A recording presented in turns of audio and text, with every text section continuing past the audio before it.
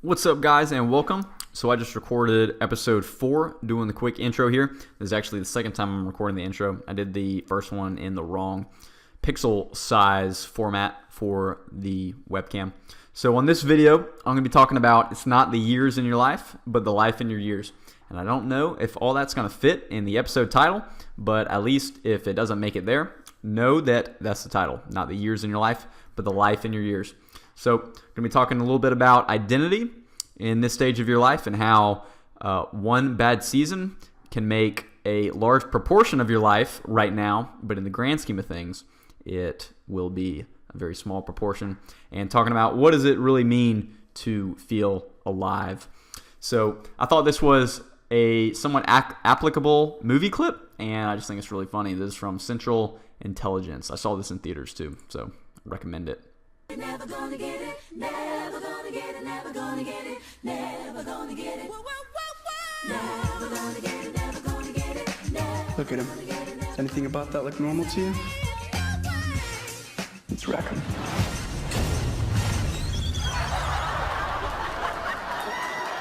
Here, man. Well, there's no coming back from that. My man! You better back up, man. Whoa, Calvin, it's me, Bob. Sir, do I know you? Robbie Weirdick from high school. God, man, look at you. You lost like 200 pounds. What did you do? I just did one thing. I need to know. I worked out 6 hours a day, every day, for the last 20 years straight. You should know one thing about me. I'm in the CIA. Are you joking with me right now? I got a plan. Might get us both killed, but if it works, it'll be a totally boss story. Cool?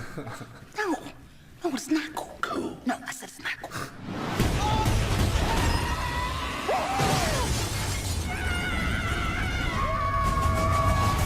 3 weeks ago, an enemy of the state stole the encryption keys to the entire U.S. spy satellite program. I need your super sweet accounting skills to help me figure out the last piece of this puzzle. You're like a chocolate Google. Boop, boop, boop, But boop. don't do it. Stop it. Stop it. You were the coolest guy in school. You're my only friend, Calvin. You're the only one in this whole world that I trust. Now that you're in, I'm not in. I know, but they think you're in. But I'm not. Probably one of those perception versus reality things happening right now. I am out!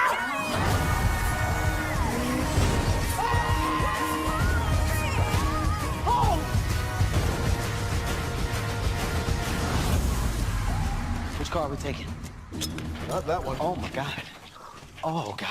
Oh! You chose to be an international CIA spy. Because I don't like bullies. You were like Jason Bourne and George. Did you see that, Bob? I did the thing. Bob. Yeah. Do you remember those backflips you used to do? Let's do the flip. Oh. That was so close.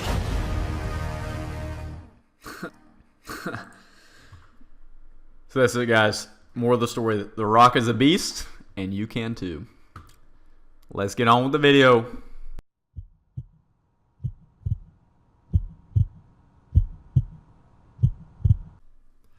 What's going on, friends?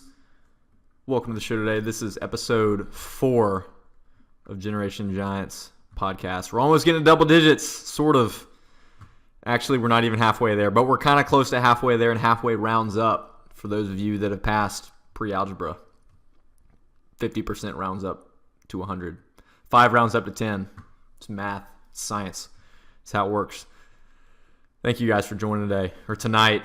Actually, I don't know what time you're watching. I'm recording. It's actually really late right now. It's actually about 11:30. But felt like I had something that I wanted to say. I wanted to get out. So this is episode 4. Thank you guys for investing your time and tuning in. Whether you're listening, maybe you're at the gym, on a run, at the pool, if you're listening live, or at the beach, with friends, at lunch, on the bus, in a car ride, traveling. Y'all probably travel. You students, I tell you what, cherish these times traveling with your family. I know some of you, maybe you're at an age or your family dynamic, you're like, not another road trip, being stuck in a car with these crazy people for 12 hours. They probably think that same thought about you, though, the crazy part.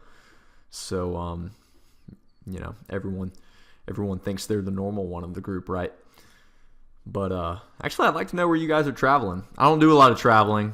I live here in Charleston, South Carolina, where probably a lot of the listeners live, and I haven't found a reason to travel. Actually, I discovered a term only a few years ago called staycation, and that's what I do year-round. I just staycate. No reason to go anywhere. So we have pretty great weather here, but would love to know where you guys are traveling. You can email me pictures of your travels. You can tell me about it. Maybe I'll post up some pictures or whatever on a podcast in the future. So you never know. GenerationGiants@gmail.com is the address. At some point soon, I'll probably get a domain, but still trying to figure out some of the technology part of the podcast. So I'm just lucky that I can even just get an episode out. But be blessed. That's what we get right now. In time, though, there'll be some hopefully pretty neat resources, all for helping you guys. So I'm excited. This week we had a pretty big church event that I got to go to for students, and so I'm a small group leader. Small groups, for those of you who aren't into church or into faith, which is totally cool. I want to thank you guys for tuning in. Small groups, you can call it whatever. You can call it life groups, huddles. There's a bunch of different terms that church folks have kind of adopted, but small group as a concept is basically a group of anywhere from maybe 6 to 12. It can get pretty big, though. At least at our church, it can get pretty big, but basically a group of a dozen or so people that kind of talk about life, talk about what you're going through, challenges, highs, lows. And what you come to find in small group is that usually you're not alone in whatever you're going through. And you tend to hopefully find a pretty good support group in the goods and the bads. You always need encouragement in the good and the bad. So small groups, that's kind of the concept of small groups. And youth small groups generally have some sort of adult leader. Now, that's a whole nother topic of leaders and what does it mean, because really in small group, at least the way I look at it, is we want to facilitate the small group experience for you students, but at some point something's going to click. Now if you're 12 and you're in a small group, you may be some sort of leader for the other 12-year-olds or whatnot, but to really take ownership of the group, that may not necessarily click when you're 12. When you're 16, 18, you don't necessarily, hopefully, need an adult leader. Now, certainly, an adult leader / mentor is a great thing to have in the group, and that'll probably be the model that we continue for some time. But just because you're a student in the group and you don't carry the title of the group leader doesn't mean that you're not a leader. There's probably a lot of people in the group that view you as a leader, and hopefully, at least the way I try to lead my small group, they're rising 10th graders right now. This is going to be a big year for them. 10th grade's pretty big, pretty challenging, I thought, when I was in 10th grade. The sophomore year of any season tends to be difficult. But anyone can be a leader. Doesn't matter position. So that's sort of my role, though. I'm an adult leader to a small group. And so we had our it's called One Night this week. And so it's really cool. There's about an hour and a half or so of activities. And so I actually, there was a lot of staff on a mission trip this week. So I got a fancy dancy walkie-talkie, and I got to kind of chaperone, that's not really a good term for it, oversee, protect the outdoor activities, make sure no one got crazy or any crazy people entered the already crazy area. Matter of fact, if there was some sort of crazy person that wanted to do harm, I'd be worried for them if they had come to this event with all those students, especially the middle schoolers. Boy, oh boy, those middle schoolers, especially some of them that got to be there for the first time because they're just entering middle school. They are a little bit crazy, I got to tell you. we got our work cut out for us. Well, not me. I'm not their small group leader. I'm not even their pastor because I'm not a pastor. So it was interesting. So I got to be in charge of, well, I hung out at the gagaball court. So I'll probably post a little video kind of right there in the margin as I talk here on gagaball. Let me make a note actually, minute 6.5. Otherwise I'm going to be searching for when I said I'm going to insert a video. So gagaball, it's like this hexagon type area that's maybe 15 feet wide, and everyone jumps in. I mean, you might have like 30 people in there, and there's a kickball, and you have to try to slap the ball to hit someone's legs, and it can bounce off the walls and that sort of thing. And boy, it gets crazy because the more people, the crazier it gets, and everyone wants to play. So it's just fun to watch. And the middle schoolers, I tell you what, they out for blood. The high schoolers, they knew not to even come over there, probably for numerous reasons. But it was all middle school center at the gagaball court. And I definitely didn't jump in there that time. I usually play. I stood away. I just watched. So I'll be praying for some of those students. Some of them need some prayer, which we all need prayer. So it's all right. Hopefully they'll find this podcast and they'll listen. And maybe they'll be wondering, oh crap, I was playing gagaball that night. Wonder if he's talking about me. Probably I am. If you're thinking that, I probably am. But it's cool. We're all a little crazy. Middle school is a challenging time. I hope the middle schoolers listen to this podcast. It'll definitely appeal, I think, maybe to more high schoolers and entering into college age. Definitely some episodes will be more geared toward some ages versus some other ages. So that was so we did the one night, which was a lot of fun.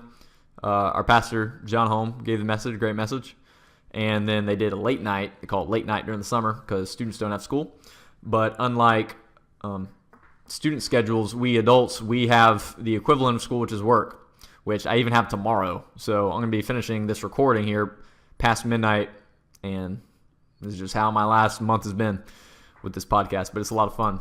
I'm starting to get used to going to bed super, super late and then waking up sometimes early, and sometimes I'm literally busting out the door hoping I just remember to put some clothes on before I leave to get to work. So yeah, they did a late night. I left. I just can't. Maybe in the future I will. I just can't do the late night. They go at it until 11 or 12 at night. So I don't know how the parents do it. I don't know if they have a support group for each other where they just make agreements. They pay each other. I tell you what, parents do some funny things behind the scenes just to get their kids, schedules coordinated. I don't know how some parents do it with multiple kids and soccer schedules and what's lacrosse schedules. That's big. Lacrosse is getting big down here, tell you what. So did the late night, and from what I could tell, students seem fairly engaged this time, which is good. Very good. Very good to see. Those phones, gotta watch out. If you're there, invest your time and be present. Don't just be present physically, be present mentally, spiritually. Pay attention. You never know what you're going to get out, and write things down. I know that's probably something that most students don't do because you do it 8 hours a day in school. So you think, oh, this isn't school. I don't need to write things down, or oh, I've already written down enough things. Write things down always, even if you don't know that you'll need it later. Just write it down. Even the act of writing things down will help you to remember it. I write things down all the time, and I'm not in school anymore. I might go back to school at some point, who knows, but you learn plenty in life. You don't have to be in a school setting to learn. So, and yeah, I saw some fidget spinners too. That's kind of a new thing I'm seeing. You listeners, y'all got fidget spinners? Some of y'all probably got fidget spinners right now. I think you call them fidget spinners. I kind of got to emphasize the fidget part. I don't know why. I just emphasize the fidget part. And those seem pretty cool. I don't have one. We didn't have anything like that when I was that age. And it seems kind of neat. I don't know how it spins so much. You know what I mean? Like, you just give it a little push and it just spins for days. So all we had were pencils to play with, You would just see if I can do it. One thing, you would just in the middle of class kind of do the rubber pencil, Oh, let's see if I can. it's not very good. Do the rubber pencil, or you'd start beatboxing. Y'all probably still do something like that. That's all. Boy, I tell you what, the teachers loved us doing those with the pencils, and I'm sure the cleaning crew loved seeing the desks with all the pencil marks. I don't know if y'all still do that. At least with pencil, you can erase it, I think. But I don't know about. Yeah, you can probably erase the pens too. So yeah, my week. That was a pretty big highlight, pretty big deal. Had my adult small group on Monday, which went really well. We're going through a series called Goliath Must Fall, which our church is also going through. And it's good. It's good. So getting into what I want to talk about on this show. The episode, as I've titled it as of right now, maybe I'll change the title, but I don't think so. It's kind of a long title. I may shorten it. But the title is, it's not the years in your life, but the life in your years. It's not the years in your life, but the life in your years. Now, that's a phrase that if you Google it, so many people get credited for it. I really don't even know who to give the credit to because it's been quoted really so many times. But I'm sure there's listeners, some of you listeners, who have never necessarily heard that phrase and have never really thought about maybe what that means or what that could mean to you, because it'll mean something different to everybody. But it's not the years in your life, but the life in your years. And I was kind of thinking about this podcast kind of for one, how I'm on episode 4. And so one thing I tied the title's idea to is the idea of identity. And I was thinking about how, after one episode, that one episode defines 100% of the life of this podcast at that point in time. And then after 2 episodes, a single episode is 50%. Now I'm up to 4. So one episode is only 0.25% of the identity of this podcast as it stands right now, which is challenging because there's really a lot that I want to say. There's a lot that I want to do. And there's ideas that I haven't even thought of that'll probably be most remembered at some point, because I don't intend for this podcast to fail. Now, failure, I can't get into the scope of what that means necessarily. I've already said in other episodes, there's success and there's experience. There really is no failure. So, I really shouldn't use that word. But I intend for this podcast to be successful, to achieve its goal, to achieve the vision. And, it's going to be a road for sure, but it's exciting. But for sure, for instance, after recording one episode, man, it's challenging, mentally, because you want to say so much and you just can't, because there's not enough time. Not enough time has passed. You can't do everything you want to do in this little amount of time. You can only do so much. And I was thinking about students and even about my own growing up experience. I was thinking about how if you're 15 and you've had a year and a half of just a really challenging season, maybe your parents split up, whether they separate or divorce, or you go through some sort of long-term relationship in high school or whatever, it doesn't go right. Imagine that. Or could be anything. Could be some source of pain. That year and a half represents, if I'm doing the math right, 10% of your life. And, the first 4 or 5 years are super critical to your life, but you don't remember much. So you could wipe that out or whatnot. And so in maybe 10 year, call it 11 and a half years. Well, I'm not doing the math right. Anyway, then it counts for more percentage of your life. And so, if you have one bad year of middle school, that's 33% of your middle school life. What could have been just awful. For me, 7th grade was the toughest middle school year. 6th grade, I was on the bottom of the totem pole, but still everyone else was short. I was short. We were all short, so it was all good. And I was pretty fast. I was really quick. And rolling off of, the elementary school, 5th grade, you're the king of elementary school buzz that I see you 6th graders at church I go to, y'all are high on life, and that's all right. And, keep up the positives in that regard. But I tell you what, handful. And 7th grade was challenging, and so that can represent 33% of your overall middle school experience. That's huge. That's huge, and that's tough. So I get it. I get it when you're young.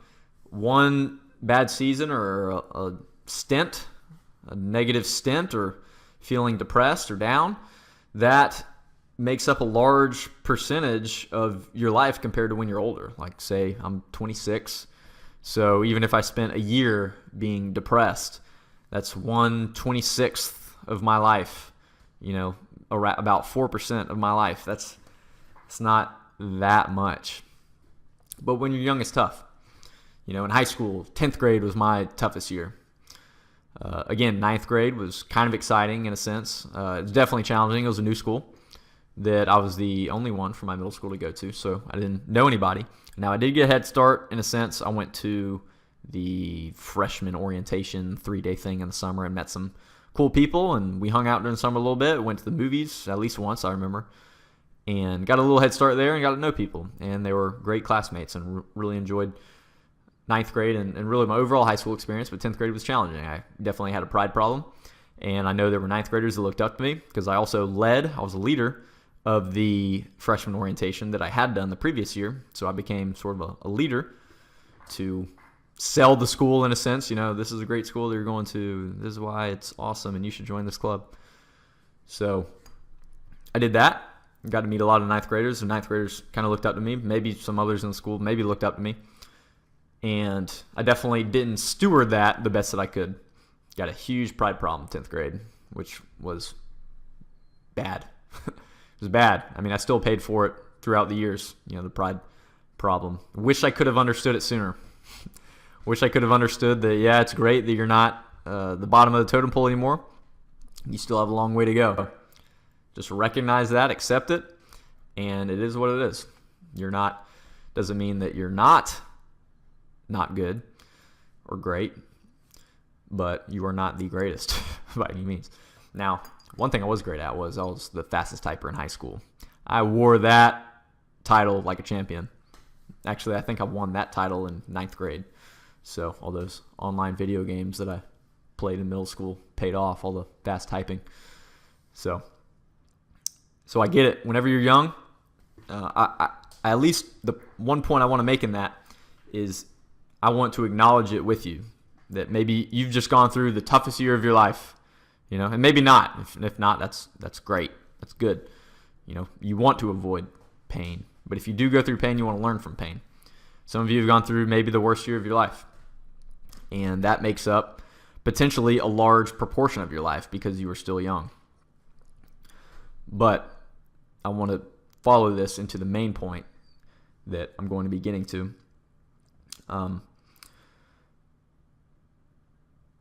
For me, like, my body was a challenge. I didn't feel comfortable. That sort of a personal anecdote. Didn't feel comfortable with my body from probably about 13 to 18 kind of thing, which is kind of a big, most of middle school, most of high school, And so putting that into context as I look back, call it 6 years, and then call it 6 over 18. That's a third of my life, and call the first 6 years to not really count for much. So call it whatever, 2/3 of my life that I didn't feel comfortable in the body that I had. Now, I've come to kind of grow out of that for sure, and very into fitness, and feel very blessed.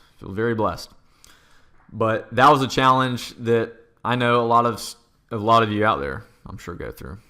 Whatever it is. Maybe it's a weight issue. Maybe it's a looks issue. Maybe it's simply you don't look or feel how you think you should look or feel. And I at least want to acknowledge that with you, that you're not alone, and that there is life after this season. There's even life in this season. There's always help wanting to be available. and there's life waiting for you to step into. But it takes a decision to step into it, you know? And everyone's challenges are unique. But I want you to think about the big picture of your life. You know, maybe right now, the difficulties and challenges you've been going through represents a large portion of your life.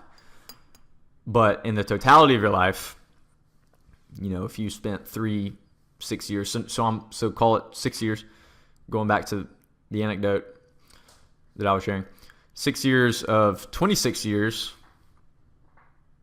is, I think, around 20%, around 1/5. Around 1/5, call it.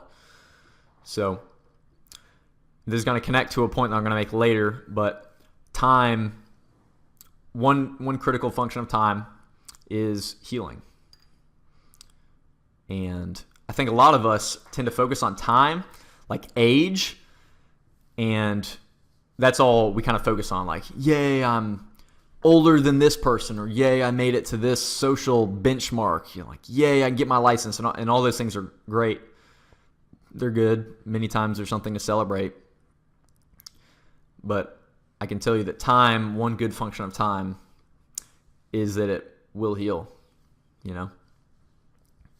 Our bodies, I think it's really cool that our bodies are designed to heal. Isn't that cool? What if you broke something and it just never healed, you know? I mean, the design that I believe our Creator designed our bodies, I mean, he did a pretty good job, I think, you know? I mean, think about that. How many of us have broken something and it just heals back? Sometimes it heals back stronger. You know, I've shared in high school, I had numerous injuries. I had an avulsion fracture. You can look that up. In my hamstring insertion, I broke my thumb one time. I broke my ankle. I think I sprained my elbow one time. What else did I break? I think I broke something else. And then I had a lot of muscle strains, like pulls, that required physical therapy. So, but it's neat. Then here I am, years later, you know, competing in triathlons up to Ironman distance, doing co-ed church softball league. That doesn't take that much athleticism to at least do the basics. But I tell you what, your elbow does get sore. All of you who play baseball, enjoy the elbows. Maybe they do get sore, but whenever you get older and you don't play baseball for 5 or 10 years, and then you start chucking some softballs, your elbows get sore. Oh yeah, I twisted. That wasn't a break, but I twisted my elbow on a snatch once. Snatch is a weightlifting movement. So I want to encourage you guys, there's life. There's life. And don't be defined by your years. Don't be defined because you're 14. And you say, because I'm 14, I'm not good enough for this or that. Or I don't deserve this or that. Or because you're 18, I don't deserve this or that. Or because you're 21, I don't deserve this or that. Actually, if you're 21, you probably think you deserve more than you actually do deserve. But a little birthday reminder for somebody. For a friend. For a friend named Megan. My phone just went off. So we think, I'll tell you what, can I show my note sheet on this? So this is like my note sheet. And there's like, there's like arrows and stuff. I need to get a little more coordinated. My mind tends to ramble sometimes. You can believe that. I know it's unbelievable. So I want to hone in on that point a little bit. We think we want years. We think we want to get older. You know, you in school, you see, if you're a sophomore, you see the juniors. If you're a junior, you see the seniors. And you think you just want that. But I'll tell you what you really want. You really want life. You don't just want the years. Don't focus on the years. Focus on the life.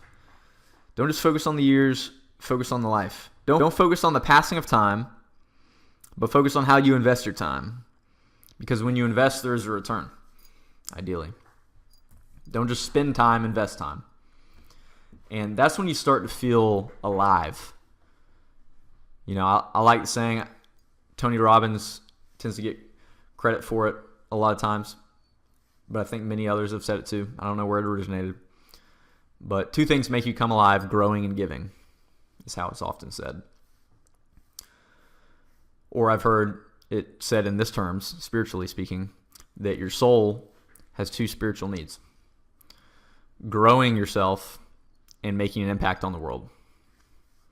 Those are really your two needs. Now, needs can be categorized differently. You have literal physical needs. You literally, physically, your body needs food, water, shelter to protect yourself from the elements, and that sort of thing. Mentally, or you call it spiritually, you need community. If you're the only person on earth, you'd probably go crazy. But the heart of who you are, you want to come alive. And you need to find out how you come alive, because everyone will come alive a little bit differently, but I think how it gets categorized is you grow yourself and you make an impact on the world. And so I want you to think about that. And it's all about focus. You know? And one thing that maybe some of you see in adults who used to be your age is that, and some adults may get offended if they're listening, which is totally cool. If they're listening, if they're parents or even not parents, that's totally cool. But I think that a lot of adults stop living early, often in their 20s. Now, they don't literally stop living like their bodies. They don't literally die. But a lot of adults stop living in their 20s. Now, most of you students, something makes you come alive. I mean, I want you to think about that. What really makes you come alive? What do you really enjoy? What gives you satisfaction? And I don't necessarily mean excitement. Like, feeling alive is not necessarily synonymous with excitement, because it's exciting to break the rules, right? How many of you have broken the rules? Everybody, at some point, have broken some kind of rule. And it's exciting. Something about it. You know, maybe think about why. I'm sure some of you can think about better reasons than I could think. But that's kind of exciting, breaking the rules. Breaking the rules is not going to make you come alive. Because at the end of the day, you're going to be worried about the repercussions or the consequences. And when you invest your time and you come alive in who you are, you get a return. You don't get a return when you break the rules. You might get a short-term return on satisfaction, but long-term, consequences on your reputation, maybe on your permanent record or whatever is kept at your school. If you get in a lot of trouble with the law, those are things that can haunt you forever. Now, I say forever. I really shouldn't say forever. There's always a way to get redeemed by the law or by anybody. Forgiveness is always an option, but it does take two. Forgiveness takes two, not just one. So don't get feeling alive confused with feeling excited, because many things can get you excited that are not actually life-giving. But I want you to think about that. I want you to start to think, what do you want from this life? Because I know you don't just want the years to pass. You don't just want to get older. Right now, you might want to get older, because right now may be difficult for some of you because you're young. That one reason is because you're young. And because you're young, this, that, and this happens or is a part of your life, or you don't get the freedom that you want or the authority that you want. And there's reasons for that, and there's fairly good reasons for that.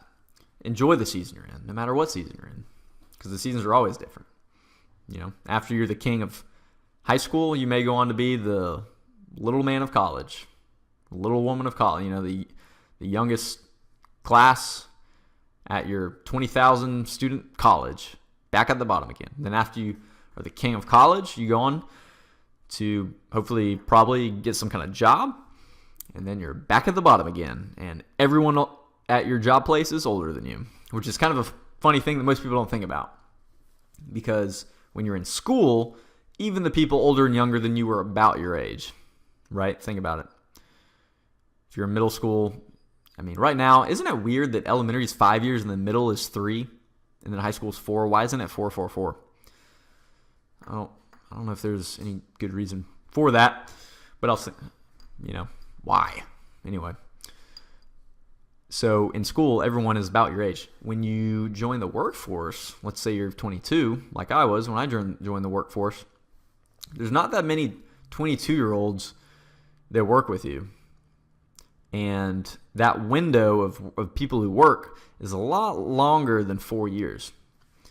And that's a challenge. That may even be the topic of a whole nother podcast. How do you handle those first few years of really entering the world, as it's called, paying bills and rent and maybe taxes, all those little things that you kind of learn as you go. Often you're not taught them. Actually, I'll probably get into some of those things when it seems right. Getting into taxes right now doesn't make much sense. Tax season's over. Paying rent and whatever, and maybe paying rent could be applicable. Some people just graduated. Maybe they're trying to look for housing. But in any case, it's not age. It's not passing of the years. Isn't it funny? The people who are old wish they were younger, wish they had less years. And I say old, that's relative. And the people who are young, they just wish they had more years. And often we're just not satisfied where we are. And we have to think, could there be a problem with that? Or could we improve this thought behind it? What are we focusing on? Are we focusing on because we have too many wrinkles or not enough wrinkles? But what we should be focusing on is the life that we have, the life that we want to have, and the life that we want to give to others. So think about that. Ask that question. What makes you come alive? How can you invest these years, whatever years you're in? How do you invest it, not just spend it? So going back to time, and what is time marked by?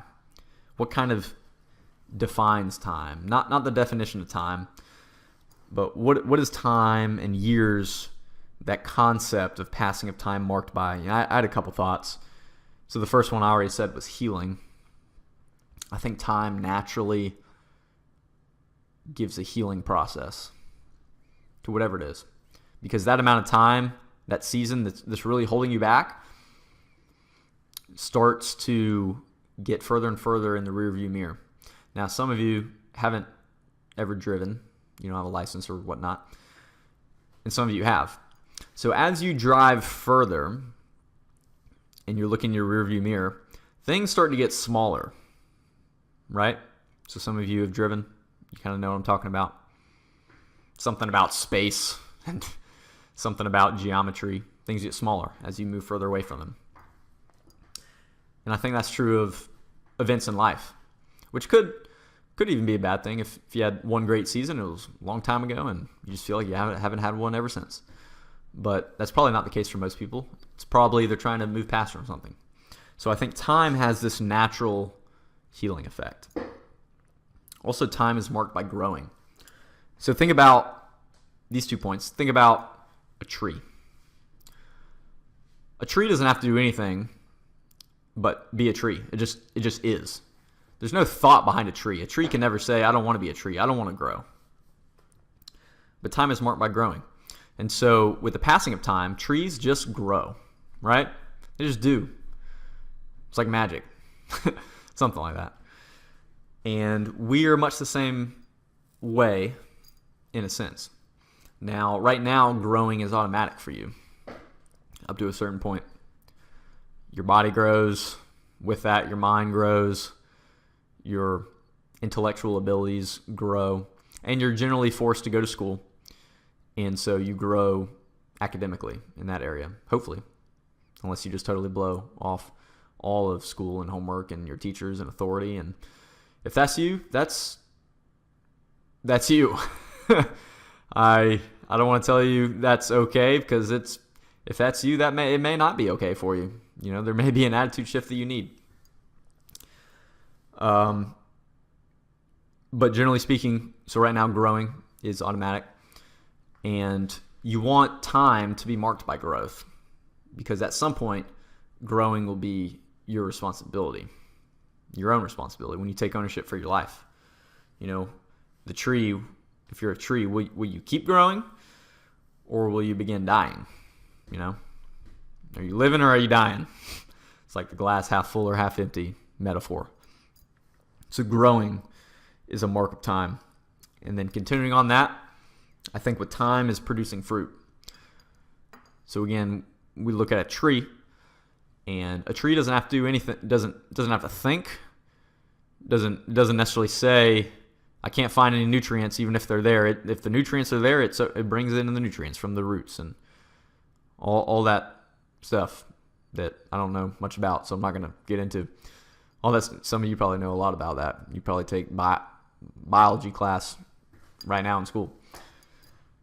So time is marked by, my screen went black. Time is marked by producing fruit. What fruit will you produce with time?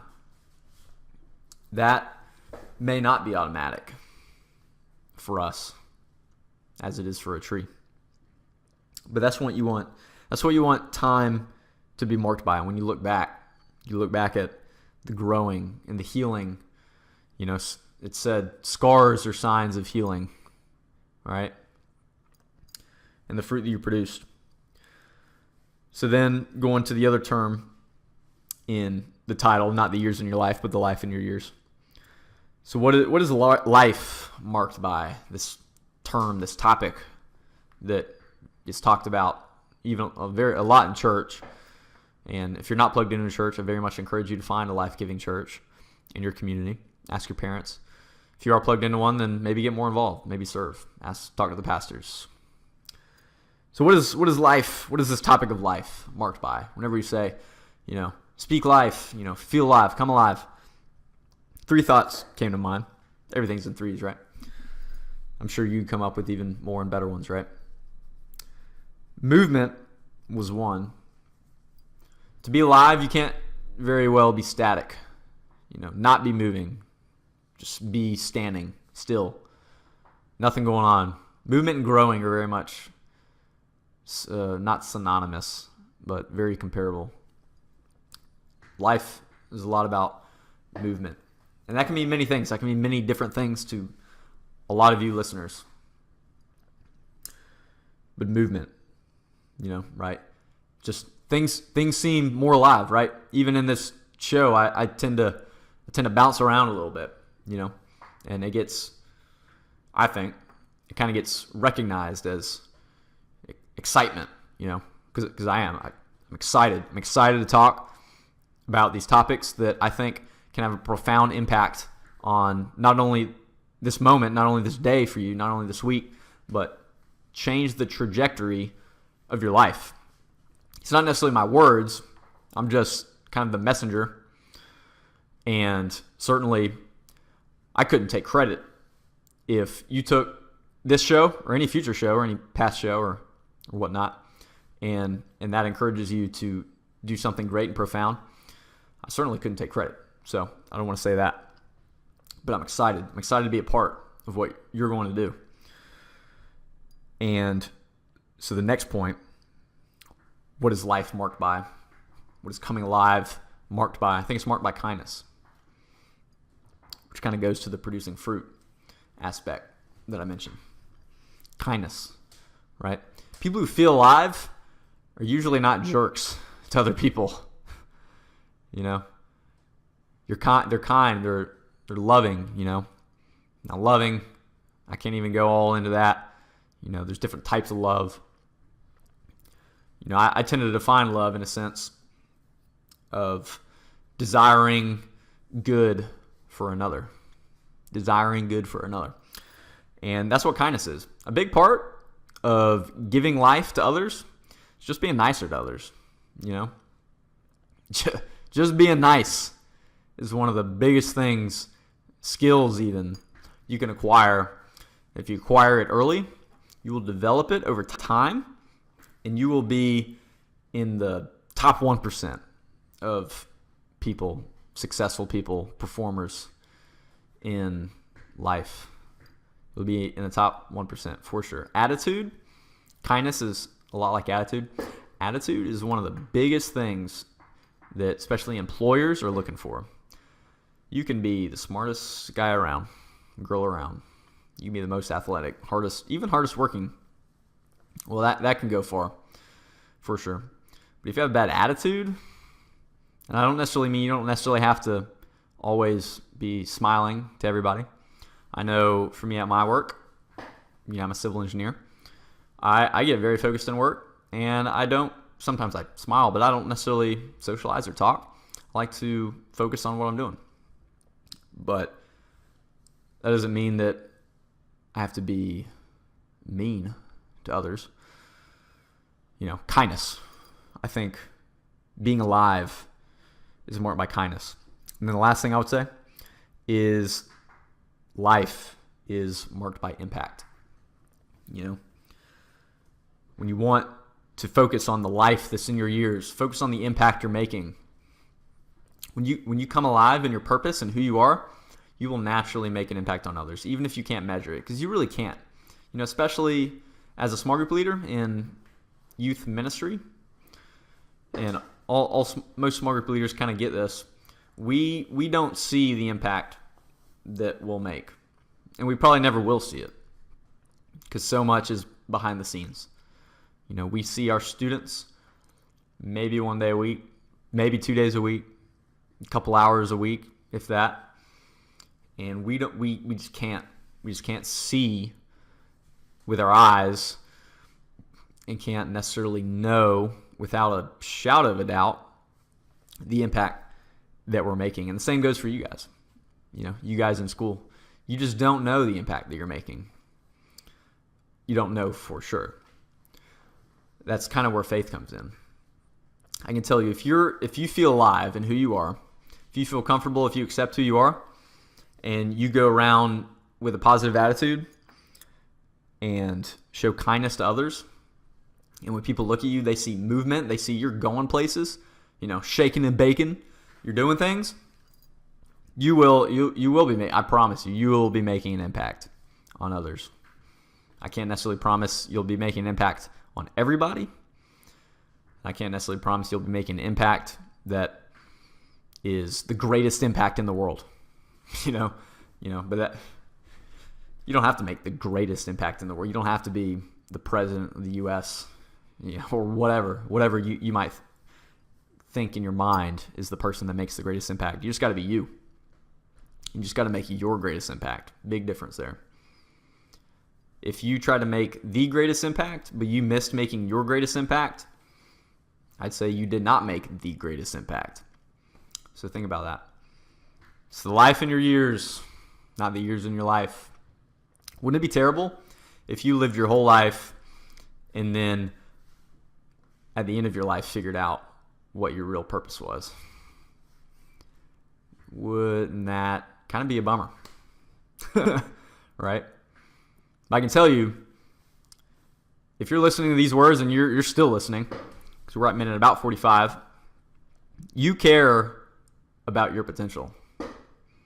You are interested in trying to determine where and what you're supposed to do.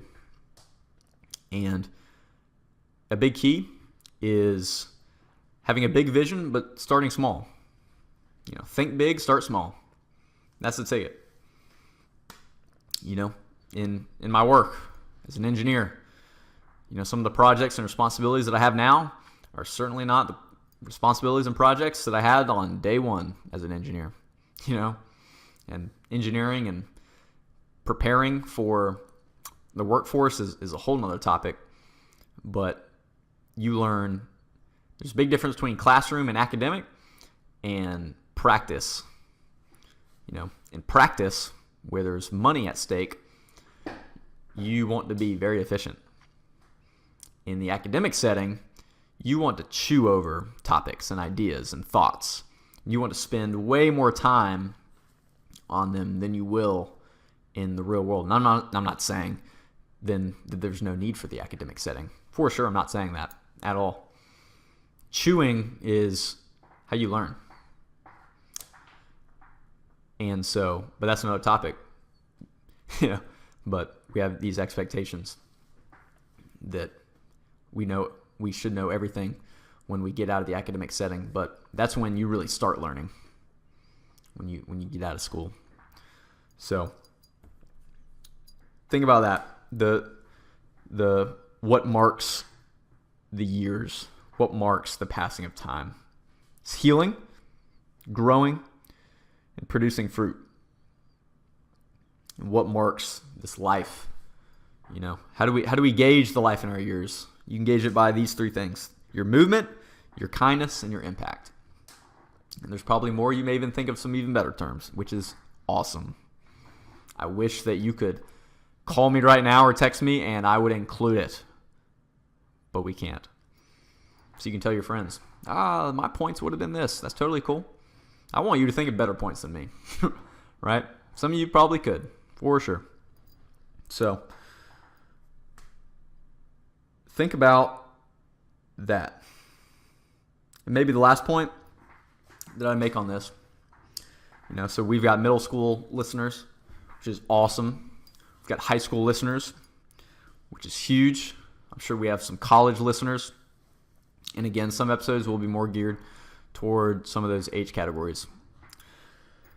But I do want you to think, do you want to look back at middle, high school, or college and say, I wish I could get a redo?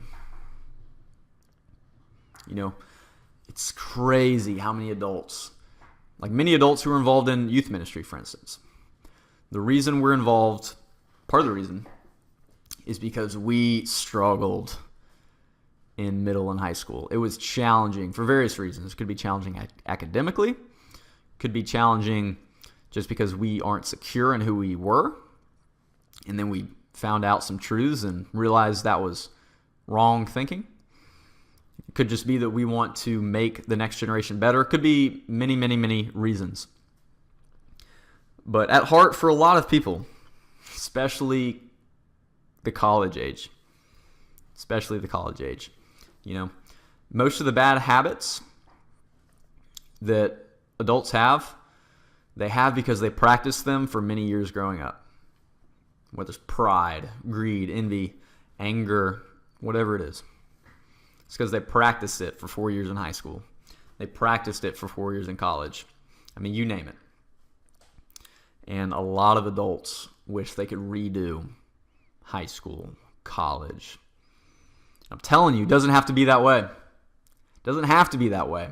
And some good can come out of it, for sure. If you go through challenges, if you make huge mistakes, a big part of faith is that God redeems and he turns it into good. But it doesn't have to be that way. You don't have to, now that you have heard these words and you're thinking, what does this mean for me? You don't have to ignore these words, do whatever you were going to do, and then go back and help students not do what you did. That's not the right way of thinking. Getting spared from pain is a blessing. And you can spare yourself a lot of pain. And instead of spending that time focusing on that pain, you can be focusing on huge, many, many other things. Things that you can't even imagine. You'll do things that you can't even imagine. The skills and abilities you have right now, you're not even close to your capabilities, right? Your capabilities are your potential. Your capabilities are the future tense of your abilities. Your abilities are the present tense of your abilities. You are not even close to your capabilities. I don't care if you're 15, 18, even 22. You're not even close yet to your capabilities. I'm 26, and I still don't even think I'm close to my capabilities. I mean, this technology podcasting thing, frankly, this is kind of a hobby right now. I'm not intending to quit my full-time job anytime soon. I love being an engineer. But a year ago, this was something I was thinking about. Nothing I'd even attempted to actually do.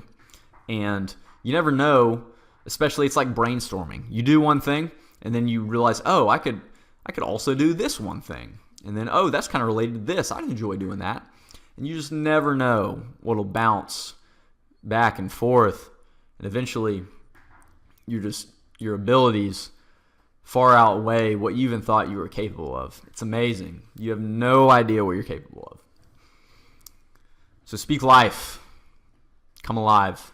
Don't count your life by the years. Don't measure your life by the years. Because the years will come. And don't rush them. Right? I'm 26. Someone older than me is probably a better equipped person to say don't rush them. But I'll say them regardless. Don't rush those years. Enjoy this season. figure out, how can I make the best of it? How can I truly make the best of it? How can I not just get by and spend these years? How can I invest my time in these years? Never, not another time in your life, will you be surrounded by so many people your age. I'm telling you. Unless you, I don't know, work for Google or something like that, where they got pretty young, tech-savvy people and they have water slides in their buildings and whatnot. Unless you do that, you will more than likely not be surrounded by so many people your age just needing positivity in their life. Everyone needs it. Everyone needs encouragement. So I can tell you one way you can come alive is to give life to others and speak life to others. It'll make a profound impact. And what goes around comes around. I'm telling you. It's going to be huge. Huge. Right? It's going to be huge. It's just going to be great. It's not the years in your life, but the life in your years, guys. That's about all I got. I'm still trying to figure out a good way to close these things. Last time I did a quick blessing. Maybe I'll do that again. I'm thinking a quote this time. So let's get it. This is Benjamin Franklin. Hide not your talents, for they were made. What's a sundial in the shade? Benjamin Franklin. Thanks, guys. Later. If you like this video, please support by subscribing on iTunes, leaving a review, and sharing with your friends.